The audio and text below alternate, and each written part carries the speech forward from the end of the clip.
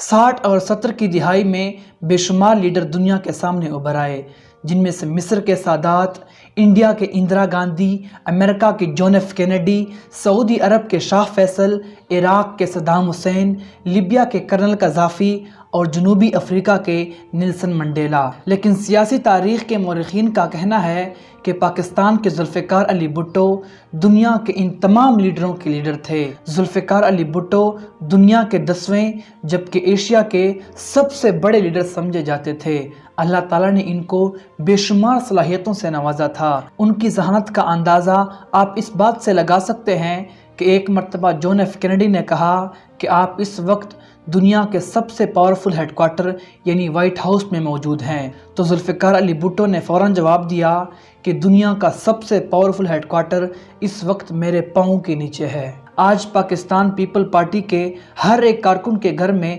ذوالفقار علی بھٹو کی تصویر لگی ہے، لیکن میں پوچھنا چاہتا ہوں کہ کیا آج بھی ذوالفقار علی بھٹو کی فلسفی زندہ ہے؟ اس سوال کا فیصلہ میں پاکستانی رعایا پہ چھوڑنا چاہتا ہوں۔ آپ کے فیڈ بیک کا انتظار رہے گا۔ Thank you so much.